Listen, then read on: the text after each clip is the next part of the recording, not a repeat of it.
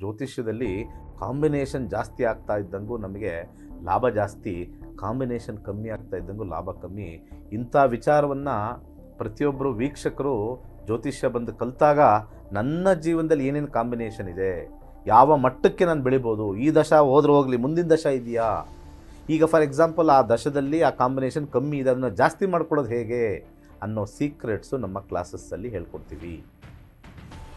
ಈ ಸೀಕ್ರೆಟ್ಸ್ನ 7,999 ಅಷ್ಟೇ. ನಿಮ್ಮ ಜೀವನದಲ್ಲಿ ಒಂದು ಅದೃಷ್ಟವನ್ನು ತೊಗೊಂಬಂದು ನೀವು ಕೋಟ್ಯಾಧೀಶ್ವರ ಆಗಬೇಕು ಅಂತ ಆ ಜಾತಕದಲ್ಲಿ ಬರೆದಿದೆಯಾ ತೋರಿಸ್ಕೊಡ್ತೀವಿ. ನೀವು ದುಡ್ಡಿಲ್ಲದೆ ಇನ್ವೆಸ್ಟ್ ಮಾಡ್ದಲೇ ಹೇಗೆ ದುಡ್ಡು ಮಾಡಬೇಕು ಅಂತ ಹೇಳ್ತಕ್ಕಂಥದ್ದನ್ನು ತೋರಿಸ್ತೀವಿ. ವೈವಾಹಿಕ ಜೀವನ ಹೇಗಿದೆ, ಯಾವ ರೀತಿ ನಾವು ತಳ್ಕೋಬೇಕು ಅಂತ ಹೇಳ್ಕೊಡ್ತಕ್ಕಂಥ ಒಂದು ವಿಚಾರ ಹೋಗುತ್ತೆ.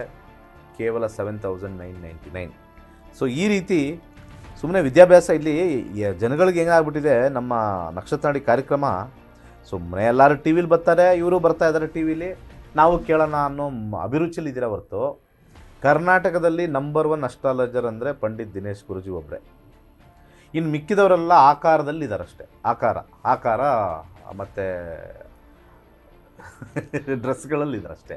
ಆ ಡ್ರೆಸ್ಗಳನ್ನ ನೋಡ್ಕೊಂಡು ಅವ್ರು ಬಾಳೆ ಗೊತ್ತು ಅಂತ ಹೇಳ್ತಾರೆ. ಯಾರಿಗೇನು ಗೊತ್ತಿಲ್ಲ.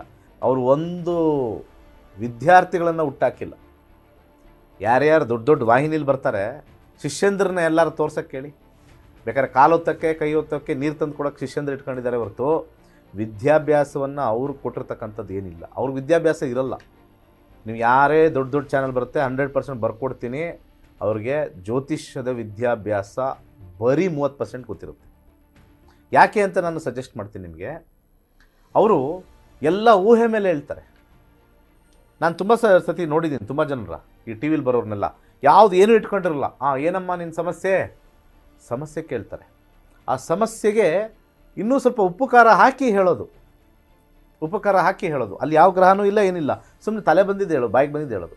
ನಿಮಗೆ ಶನಿ ಚೆನ್ನಾಗಿಲ್ಲಮ್ಮ, ಇಲ್ಲಿಂದನೇ ಗೊತ್ತಾಗ್ತಾ ಇದೆ, ಇರೋದು 9.